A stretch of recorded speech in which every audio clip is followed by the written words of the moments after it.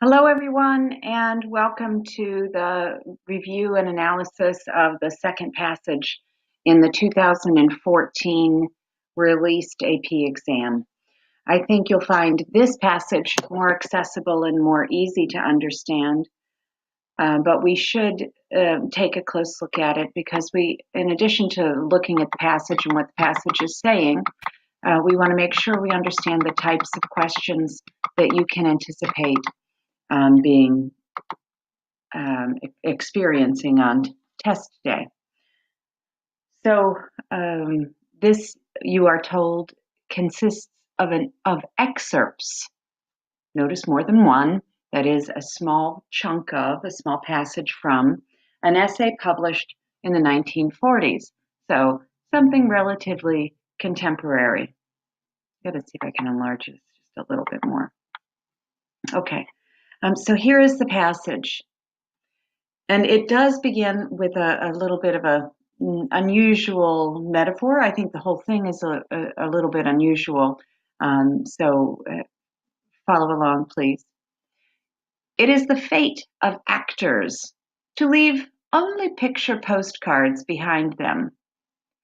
Okay, when we get a metaphor, again, this metaphor linking two very unlike items, the fate of actors, what actors have to their kind of lot in life is to only leave picture postcards. And we want to know what a postcard is, something they used to in the 1940s, of course, have a picture on it on one side and you'd mail a sentiment, a brief sentiment on the other, and it wouldn't go in an envelope, it would just be mailed in the U.S.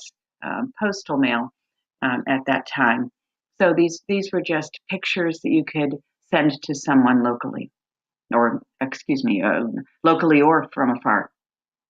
Okay, so in what way are actors' experiences like picture postcards?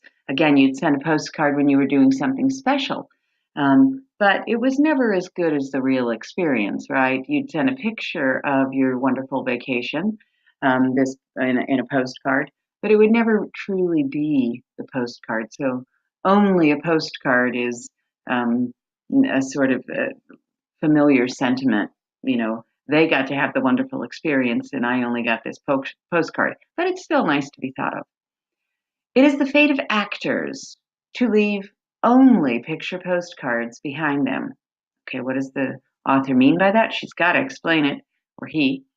Every night when the curtain goes down, the beautiful colored canvas is rubbed out. In other words, once you've had the experience on vacation, you only have the postcard as a remnant.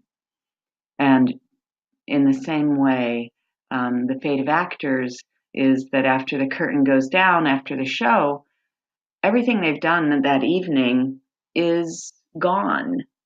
And, what is remaining? What remains is, at best, only a wavering, insubstantial phantom, a verbal life on the lips of the living. Okay, so just like a postcard is an insubstantial phantom, that is a kind of a ghostly replication of something that is living, so too the memory of what happened on that stage, what people talk about in regard to what happened on that stage, is all that's left of the very difficult work that actors do. Okay. Ellen Terry was well aware of it. Okay, so this is going to be really what we were getting to. This actress, Ellen Terry, who is very aware of the ephemeral nature of acting. So, well aware of it. What does that it refer to? She tried herself, overcome by the greatness of Irving as Hamlet and indignant at the caricatures of his detractors, to describe what she remembered. It was in vain. She dropped her pen in despair. "Oh, God, that I were a writer," she cried. "Surely a writer could not string words together about Henry Irving's Hamlet and say nothing, nothing." It struck her. humble as she was, and obsessed by her lack of book learning, that she was, it never struck her, humble as she was, and obsessed by her lack of book learning, that she was, among other things, a writer. So we find out she is not only an actress, but she is also a writer. Sorry about that. And somehow I've managed to increase that to 300. Let's grab that again. Okay, so here we are seeing her frustrated that she can't describe, and we know that this is now kind of fleeting experiences, and she believes if she were just a good writer, that she'd be able to come up with things to say about this, and we know that that isn't as easy as as there is no sure way to capture a lived experience. We only have our memories. Okay. It never occurred to her. Now look, we have parallel structure. It never struck her, humble as she was, and obsessed by her lack of book learning. Okay, so she wasn't well educated. Many women at the time weren't. That she was, among other things, a writer. It never occurred to her that when she wrote her autobiography or scribbled page after page of Bernard Shaw late at night, dead tired after a rehearsal, that she was writing. The words in her beautiful, rapid hand bubbled off her pen. With dashes and notes of exclamation, she tried to give them the very tone and stress of the spoken word. It is true, she could not build a house with words, one room opening out of another, and a staircase connecting the whole. Okay, so somehow she could not come up with a larger composition like a house. But whatever she took up became in her warm, sensitive grasp a tool. If it was a rolling pin, she made perfect pastry. If it was a carving knife, perfect slices fell from the leg of mutton. If it were a pen, words peeled off, some broken, some suspended in midair, but all far more expressive than the tappings of the professional writer. Okay, we've got a little dig here. The tappings of the professional writers, what professional writers say, boy, even though she's uneducated, when she picks up a pen, she is highly skillful. She's as highly skillful as that as she is with a rolling pin making pastry, as with a carving knife slicing a leg of mutton, which is lamb, right? Sheep. And she is also, according to this author, a skilled writer. With her pen, then at odds and ends of time, she has painted a self-portrait. It is not an academy portrait, glazed, framed, complete. Look at that asyndeton as we get this description of what an academy portrait is. It's all fancy, glazed, and framed, and complete. It's perfect. So what is the it here? Look again, we have this pronoun, okay? With her pen, then at odds and ends of time, she has painted a self-portrait. It is not an academy portrait, glazed, framed, and complete. Glazed, framed, complete, asyndeton. It is rather a bundle of loose leaves upon each of which she has dashed off a sketch for a portrait. Here a nose, here an arm, here a foot, and there a mere scribble in the margin. The sketches, done in different moods, from different angles, sometimes contradict each other. Which, then, of all these women, is the real Ellen Terry? How are we to put the scattered sketches together? Is she mother, wife, cook, critic, actress, or should she have been, after all, a painter? Each part seems the right part until she throws it aside and plays another. Something of Ellen Terry is, it seems, overflowed every part and remained unacted. Shakespeare could not fit her. Not Ibsen, nor Shaw. Please note, of course, Ibsen and Shaw are famous playwrights, just not as great as Shakespeare, but certainly famous. The stage could not hold her, nor the nursery, that is, raising children, right? But there is, after all, a greater dramatist than Shakespeare, Ibsen, or Shaw. Okay, who's the greatest dramatist of all?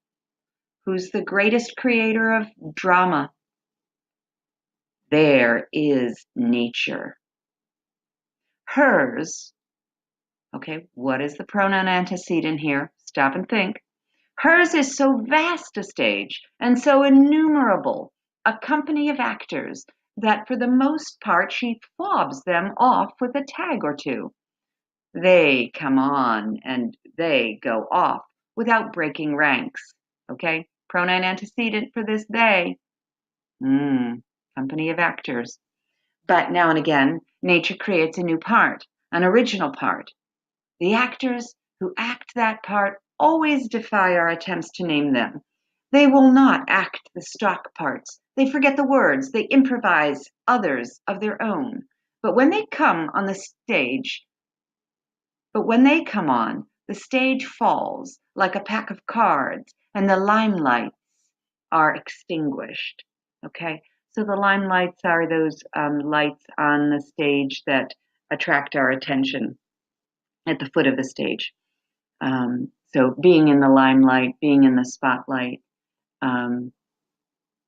is kind of synonymous. That was Ellen Terry's fate, to act a new part.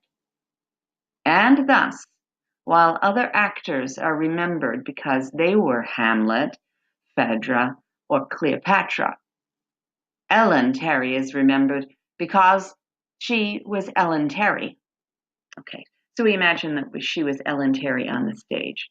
Okay, we're going to take a close look at these questions and see what we can come up with.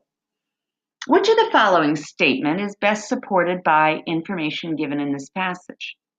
Terry never focused on one career. She was skilled at so many things that she did not excel in any one thing. Okay, I think we're not getting information that she did not excel. We're getting information that she excelled in many things, and these various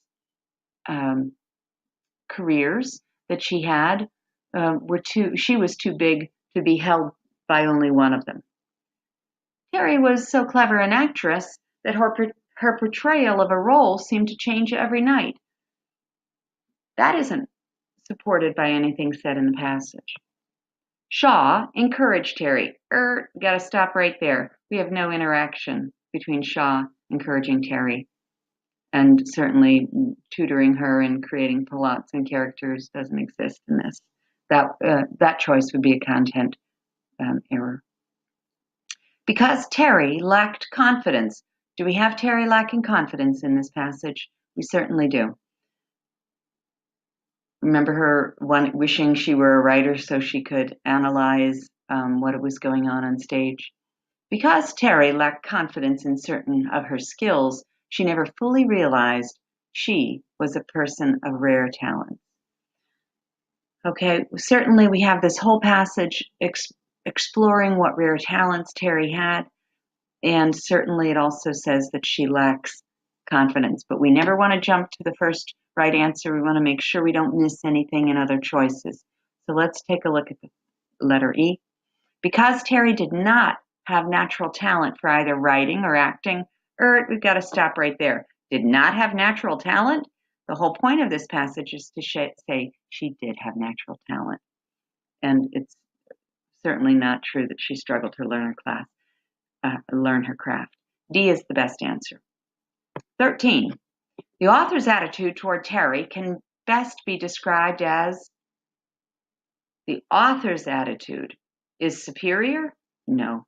The author is certainly not being condescending. Condescending means to talk down at. She's not talking down at Terry. Clearly, she is praising Ellen Terry as someone of remarkable talent. Is she unbiased? No, she's pretty biased. She thinks she's the greatest thing ever. And she's certainly willing to show her passion for Terry by using all sorts of praise and examples of how wonderful Terry is. Sympathetic and admiring. She is admiring, but sympathetic may not quite be the right word, though she is sympathetic to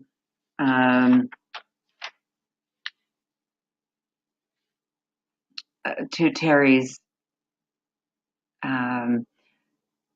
lack of education and inability to pull together a full work. So when we think of sympathy as feeling sorry for, that doesn't quite work. But when we think of sympathizing as the ability to appreciate the situation someone else is in, oh, maybe that is the right word. Sympathetic and admiring. She certainly admires. All right, let's hang on to this C and see if we can see. The other two we can clearly rule out. C looks pretty good. Sympathy. Curious. The author's attitude is curious? No, maybe a little bit. Skeptical? Not at all. Conciliatory. If we're conciliatory, we try to make friends with somebody, we apologize. Oh, gee, I'm so sorry about that. And will you forgive me? That isn't at all her attitude. Clearly, the best answer is here, sympathetic. And in this way, sympathetic means to be able to put oneself in one's shoes, to feel as though she understands something from someone else's perspective, not simply the synonym pity. Okay. On line 1, we talked about this at the beginning. Picture postcards functions as a metaphor for the publishing text of a play. No. The audience's impression of the actor's performances. That's looking pretty good. A critical review of plays? No. Plays in which the actors in the company have previously performed.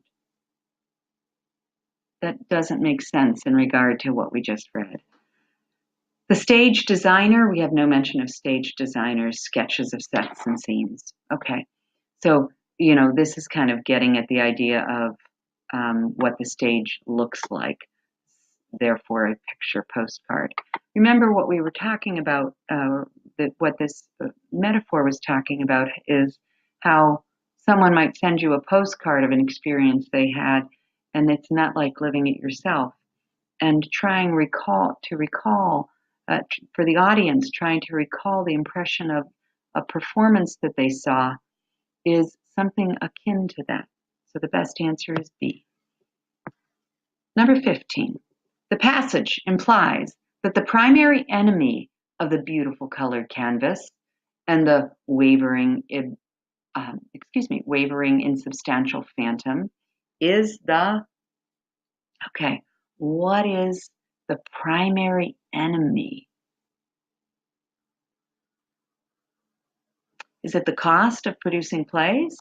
We saw nothing about cost of producing plays. The whims of the critics? Well, they can be harsh, but they're not the enemy. Passage of time. Wow, this does seem to be, you leave and you remember less and less afterwards, and you just have this kind of insubstantial phantom of a memory. So that looks really good, but let's check all of them. The incredulity of audiences. Incredulity means that you're not believing something. If you're incredulous about something, you don't believe it. That doesn't work. The shortcoming of dramatists. This is, at this point of the passage, not about the shortcoming. Clearly, C, the passage of time. You leave this, you get caught up in this drama, you leave it, and you're trying to remember, and you're trying to talk about it, and it's hard to capture what the drama was all about, what the play was all about. The phrase, a verbal life on the lips of the living, suggests that, okay, and I'm going to, while leaving this here, I'm going to go back and look at this. It's on line 5, okay? What remains is at best only a wavering and insubstantial phantom, a verbal life on the lips of the living. Again, we've got a metaphor here, okay? And a verbal life on the lips of the living, what does this mean? A verbal life is something you talk about, so it lives only in our speech, okay? And we are the lips of the living, those people who are actually engaging in the conversation about it. Do performances live only in the memory of those who witness and speak of them? Yes, absolutely. This is just a very straightforward, modern language rephrasal of that. So please notice all this question is asking you to do is give me a simple modern equivalent of what that metaphor means. A is clearly a good answer. Actors do not take the trouble to explain their art to the public. If that's true, it has no mention in this passage. The review of critics having a powerful influence on the popularity of production, no mention. Dramatists trying to write dialogue. There's not a mention of a dramatist trying to write dialogue. Okay? Audiences respond to the realism of the theater. We don't know whether this, let's just look at this because it is about the audience's response. But is it to the realism of the theater? Some theater is realistic, but other theater could be surreal or impressionistic. So not all theater is realistic. Okay, so we have to rule that out. This A is just so clearly a paraphrase of line 5 that it is by far the best answer.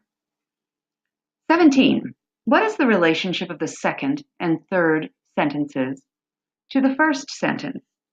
Lines 1 and 2. And again, please notice we've got 3 questions about that opening metaphor. So they're really trying to make sure you can read and understand what a metaphor means. You don't just run your eyes over the page. Remember when we have 2 things that are comparing, X is like Y. It is your job as a reader to get on that bicycle and pedal it. You have to figure out in what ways does the writer try to connect X to Y, okay? And this writer chases this metaphor through several sentences. So you get 3 questions here asking you about that, okay? Lines 2 to 5. Every night when the curtain goes down, the beautiful colored canvas is rubbed out. What remains is at best only a wavering, insubstantial phantom of verbal life on the lips of the living. Okay. So what is the relationship of that second and third stanza to the first? It is the fate of actors to leave only picture postcards behind them. They are less structurally complex? No. They are expressed in less conditional terms than the first. Well, they are not less conditional. None of it is quite conditional. They introduce new ideas not mentioned in the first. Well, what they're trying to do, and it's a good idea for you always to try to figure out what you think the answer of it is. And what we've just said is that the following sentences clarify the unusual metaphor that begins this passage. So that isn't the correct answer. D, they clarify and expand on the first. Absolutely. But we're not going to stop. We're going to read the last one. They question. Nope, no questions. The generalization made in the first. Not quite. Okay. Line 6, the it. And I asked you to look at that as we read it. Ellen Terry was well aware of it. Okay, what was she well aware of? The fate referred to in line 1, the fate of actors.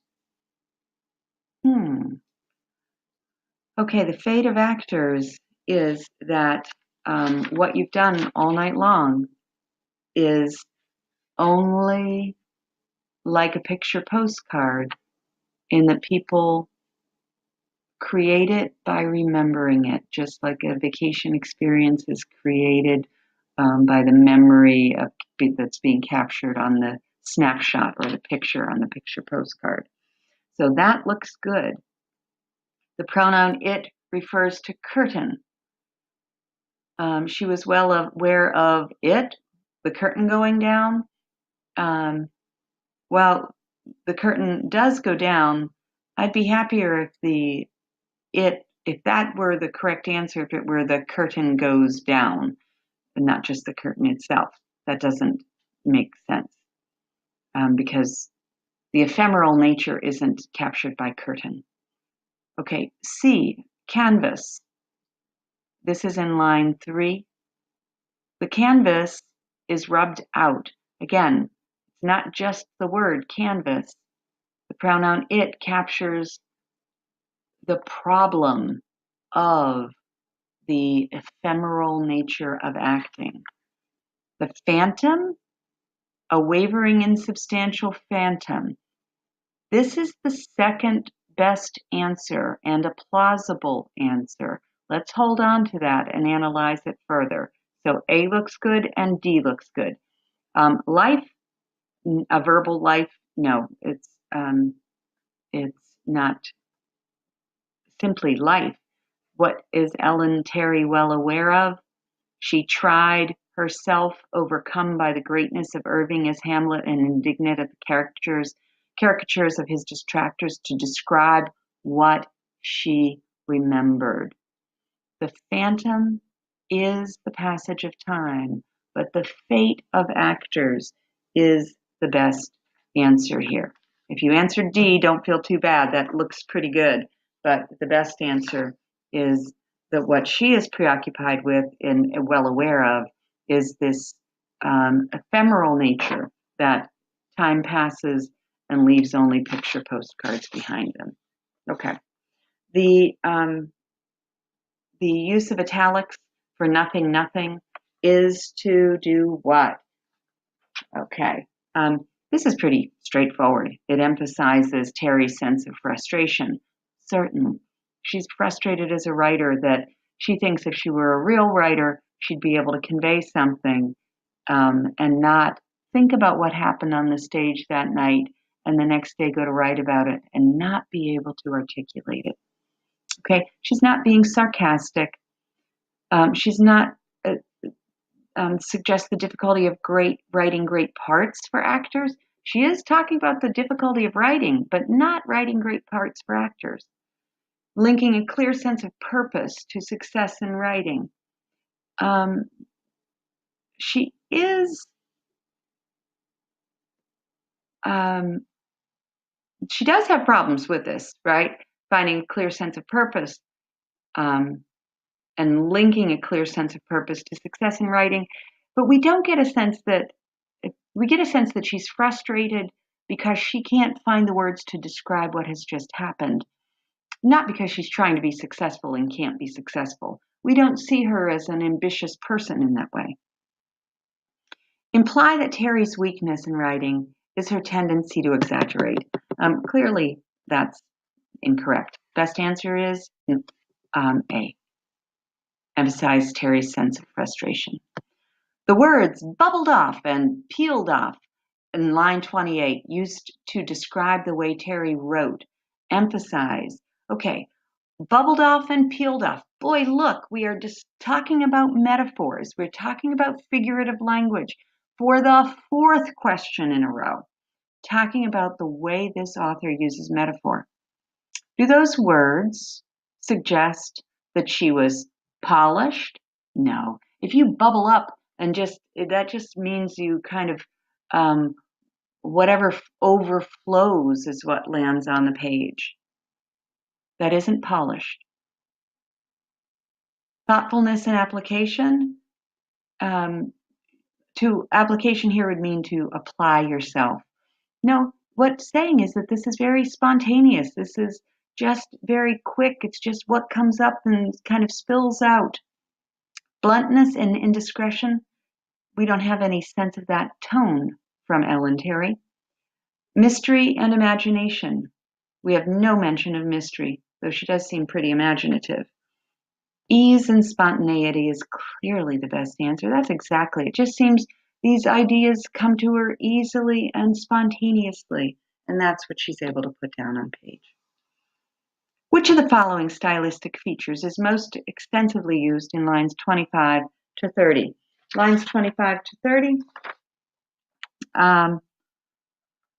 this is that beautiful passage that we stopped and talked about. It's the one, whatever she took up became in her warm, sensitive grasp a tool. If it were a rolling pin, she made perfect pastry. If it was a carving knife, perfect slices fell from the leg of mutton. If it were a pen, words peeled off, some broken, some suspended in midair, but all far more expressive.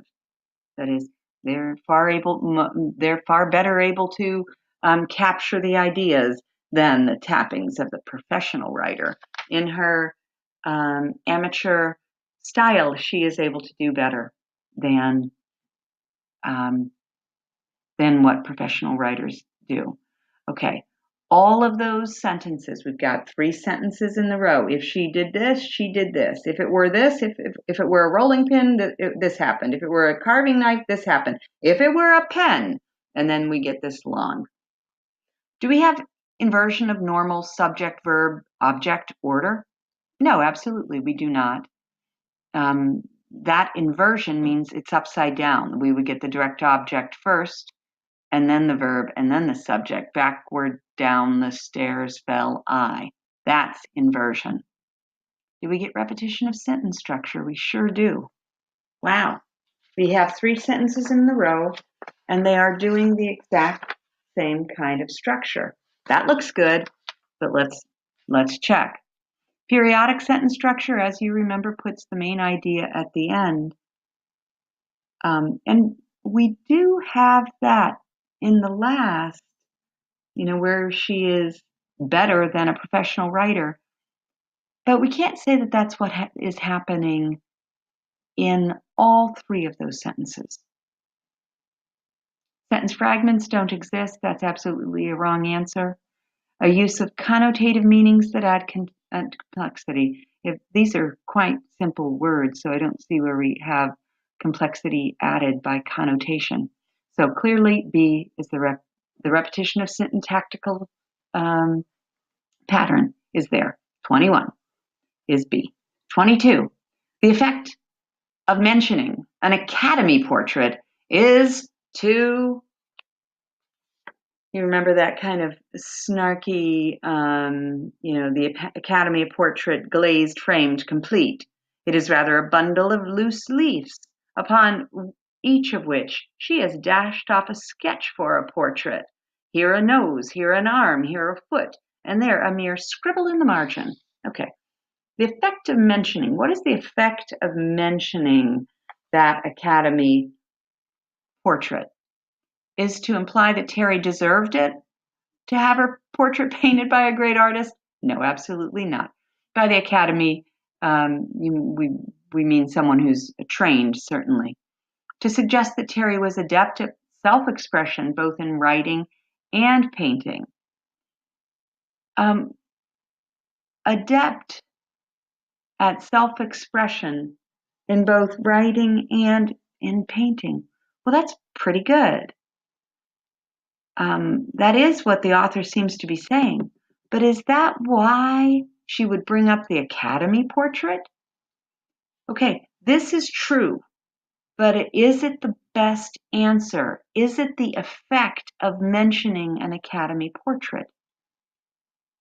Let's keep going. To clarify the informal nature of Terry's self-portrait through contrast. Absolutely. She's contrasting what Terry does with just a nose, just a hand, with what a perfect Academy portrait, glazed and framed and all perfect, would be. Okay, so B is correct, but overall. But this is asking you specifically about how Academy portrait functions there. It functions as a contrast to what Terry does. Does it hint at that Terry's self-absorption? Nope, we have nothing about Terry being self-absorbed. Please notice it's still talking about her being dispassionate, and that is one of their tricks to make you think that there is a thread of ideas, but they can be a thread of correct ideas or a thread of wrong ideas. Dispassionate was mentioned above. It means literally just not being overwhelmed by your own feelings, that you can be objective about something. Does it blame Terry for her rebellion against the conventions of art forms? Nope. If you think that, you haven't read the passage. Okay. Best answer there? C. 23. Just a couple more. The sketches are most probably responses to reviewers who have criticized Terry's acting? Nope. Paintings by Terry of other actors? Nope. Stage directions from playwrights? No. Self-revelatory remarks. These sketches are about what she's come to understand about herself. That could be, right? D looks good. Descriptions of characters Terry has portrayed. Are they about other people or about herself? Do we have any information about that? Well, we do. At the beginning, it says it's a self-portrait. So it's self-revelatory, something that she's learning to understand about herself. 23 is D. And 24. The author suggests that Shakespeare, Shaw, and Ibsen could not fit Terry, chiefly because the parts they created did not allow Terry to make use of every aspect of her talents. Remember, she's drawing from nature, and she's got this larger than life kind of ability. Their dramatic talents were focused on plot rather than on character. We can't criticize Shakespeare as being plot driven rather than character driven. Sorry, that's incorrect. Terry was better at conveying certain kinds of characters and emotions than she was at conveying others. We don't have any information about that, so we can't argue that. Their plays were in historical periods different from the one in which Terry lived. That if you know that all of those writers don't live at the same time period, you know that's not true. But we also just don't have any information in the passage about that. The speeches they wrote for their female characters were written in accents and dialects different than Terry's. We have no information about that, so that isn't the correct answer. The correct answer must be the parts they created did not allow Terry to make use of every aspect of her talent. Okay, this concludes an analysis of questions 12 to 24. I hope that helped you to understand. This was a more accessible passage. I hope you did well on this part. We will continue on the next few passages in the next video. Thanks. Bye-bye.